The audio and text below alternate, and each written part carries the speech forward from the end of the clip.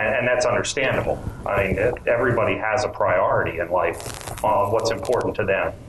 But obviously, you know, our children are what comes first to us. And that's what we advocate on, that, you know, and we advocate quite truly for all children, not just our own children. That'd be the difference between PTA and PTO. It's a whole different argument. But that being said, you want enough clarity that when we look at it through your eyes, that we know where we can help, where we can say things, and to be able to see through some of the shell game that goes on as it's going on. We can't really participate as parents if we're not knowledgeable parents. So I also encourage all parents, any PTA that are listening, you know, reach out and touch the delegates and the senators that represent you and tell them how you feel on a subject, first off. But from my point of view, Anne Arundel County has a lot of cards that it can still play on the table, but doesn't choose to use them until somebody else does something politically first. It's always reactionary. Can I ask? I wanted to add the part where you said that as I walk around and go to different counties throughout the state, even if you don't have a child in the school system, they care about this issue. And the reason why they care about this issue is because if the teacher pension shift comes, it affects all other services, senior services, nonprofit services, police and fire. So as you talk to your neighbors that may not have kids in school, I ask you to ask them, are they using human services? Are they using social services? Are they using their senior center? Are they using other services that will be impacted should the teacher pension shift come? So we need to galvanize everyone all across, not just teachers, but teachers are important, absolutely. So we take a very brief break and come right back to our audience and our panelists as we're talking about teacher pensions. We're going to come back and focus a little bit on maintenance of effort when we return, because we haven't dealt with that very deeply and we need to. And we'll be right back. Welcome back. I'm Marc Steiner. We're here at the Calvert House in Annapolis, and we are here with our partners, the Maryland State Education Association, in a town meeting about the future of education in the state, given the arguments around putting teacher pensions back to the counties, or partially back to the counties, and the question of maintenance of effort, where 7 jurisdictions have not been able to meet that. We are joined here in this half hour left, Ray Leone, who's president of the Anne Arundel County PTA. Remaining with us also is Delegate Heather Mazier, who's vice chair of Education and Economic Development and Appropriations Committee. She's from District 20, Montgomery County. Also from Montgomery County joining us, Delegate Ann Kaiser, who's in District 14 and chair of Education and Subcommittee of Ways and Means, and Delegate Tom Hucker, District 20, Montgomery County, and Councilwoman Ingrid Turner, who is the 4th District Councilwoman in Prince George's County and also president of the Maryland Association of Counties. And on our way back to our teachers in the audience, let me just ask this quick question, come back to what I said I would bring up, which is maintenance of effort. Now, the 2 counties here, Anne Arundel County and Montgomery County, didn't meet it and have not met it. $127 million, I think, if I'm right, from Montgomery County. So one of the things that many people in teachers groups want to see is that counties are forced to meet their maintenance of effort. So how do you get that done in, let's say, Montgomery County? And that would be apropos for other counties as well, though. Ann, go ahead. Well, I think you asked a great question, and for everyone listening or wondering about maintenance of effort, the way I think of it simply is that it's a partnership between the state and locals. And that the state, when instituting this about 30 years ago, said to the counties, as long as you maintain your effort, we'll keep giving you more funding. And back in 2002, before the 3 of us delegates arrived, again, a push from the state to fund education even more, with the requirement, again, that the counties just had to maintain their effort. And what has happened in the last few years, especially, as we all know, with the national recession, the economy here in Maryland and within our local jurisdictions, it became a real challenge for our counties. During that time, the state has maintained its funding, but admittedly has cut so many other things that the county needs, as I'm sure Councilwoman Turner will mention. What we're working on right now, and we've probably had about 10 meetings this legislative session. I think we're introducing the bill tonight to be public tomorrow for hearings later this week on the maintenance of effort law that really does put the teeth back into the maintenance of effort law, and will even to some extent enhance the effort. How does it do that? How will it do that? It's unfortunate the timing of this show, because the bill's not introduced until tomorrow. It's effectively the Speaker of the House's bill, so I can't get into as many details as I would like.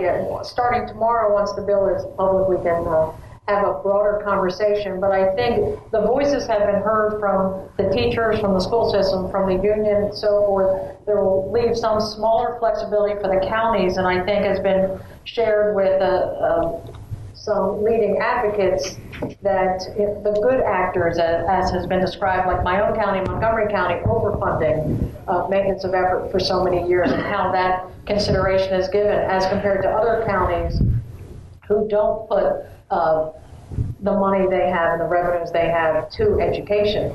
And so there will still be some flexibility. So I hope I have a chance to talk to everyone again tomorrow and tell them a little bit more. But I think on balance, it will be something appreciated by the teachers of Maryland. All right, let's go back to the audience, we might, and then, well, this won't be heard till Wednesday. We're on the stage, so you can tell us now if you like. Ben. Good evening. My name is Laura Brown. I'm a media specialist at Wheaton High School in Montgomery County, and I live in Anne Arundel County. So I wanted to address the question, where does the money come from? They're building a new casino across the street from where I live, and I know that the teachers in Anne Arundel County are counting on that money to make our schools better. The reason I live in Anne Arundel County, because when I moved here from Alabama in 2000, and I support myself, I could not afford to live in Montgomery County. So I cannot afford to live in the county in which I work. So I'm very concerned about the gas tax because I commute every day. But I'm also concerned about how gambling is going to affect our community. Our community is relatively new. We don't have a lot of amenities as far as social services right there in North Anne Arundel County. So if we're going to have casinos in North Anne Arundel County, Baltimore City, possibly table gambling and slots at the National Harbor, which is being proposed, and we have a lottery. How do these dollars, as one of the panelists said in the last hour, are they really coming to education? Because I'm from Detroit. I've heard the lies, and Detroit public schools are almost non-existent, but I'm proud to say I'm a product of them. I don't want to see our school system suffer and money earmarked for education be hijacked by corporations, etc. So how do we know? Because we're going to make a big sacrifice. 100 is going to turn into a parking lot, 295, 95. We're going to pay a high price for the casinos coming into these areas, these slots. So what is the price they're going to pay to make sure our schools and our communities are safe and effective and best for our children and citizens? David Hucker, Dr. Mazier? Yeah, Councilman? I share your concern. I voted against taking the slots to referendum. Personally, I find that it's a very poor form of economic development, and it brings more cost to us than good. And in the same way that the lottery was so-called going to be for education, and the slots are so-called for education, it's at least a half-truth in that the money goes to the general fund, and as we discussed in the first hour, a very, very large portion of our general fund goes to education funding. So I don't think it's an outright lie, but it's not like it goes to a lockbox that is dedicated to the funding of all of the needs that we have under Thornton and teacher pensions and all the other things that are bringing us to this discussion tonight. That does differ, though, with the proposal I was talking about earlier about the local option for increasing sales taxes on a referendum. That would be dedicated because it would be money that would never even be collected into the state. It would be collected and housed by the local jurisdiction and required to go into that dedicated purpose. So it's a little bit about how we focus on structuring those things. And I just never thought that it was going to bring in the amount of money that they said it was going to bring in. And that's why I'm glad, just focusing back on our discussions here, that we're, in this session at least, marrying the discussion of maintenance of effort with the discussion about the pension shift, because I think as we have a greater discussion on how to give more teeth and put effort back into maintenance of effort and get that local commitment there, it might lessen some of the pressure of those. Mr. Rubin asked earlier how we would get the Senate president to back off the teacher pension shift. I think a lot of the focus for those that support the teacher pension shift comes from a place of, well, the locals hire the teachers, you set the salaries, and you expect the state to pay for it. Personally, I think your salaries aren't high enough. I'd like us to be in charge of that because I'd like to pay you more. But part of the problem is that until we get to a place where there is a sense that there is an evening out of what each jurisdiction, each entity is contributing, that the state has a role to play and that the locals are going to play an equal part. Once we get that balanced out, hopefully through the maintenance of effort improvements, then that might take some of the pressure off from those who are wanting to, say, shift pensions to the counties. Thank you. Anybody else like to chime in?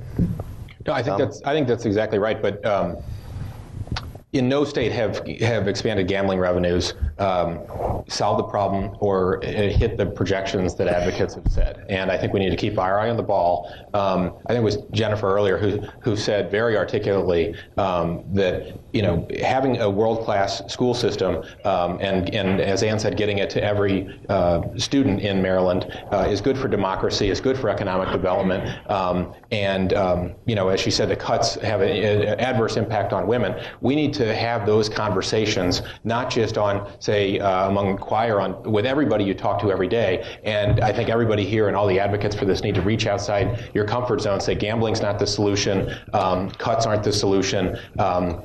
And we need to focus on what I was mentioning earlier: corporate income tax, high income tax for high income earners, and especially, as Mark was mentioning during the break, taxes on high income services, especially like financial services.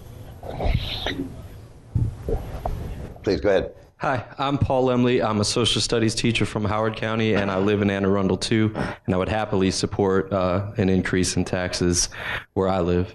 I got a quick two-part question for you, and I'll be simple. Will you vote against the governor's budget if it includes a shift of pension costs to the counties?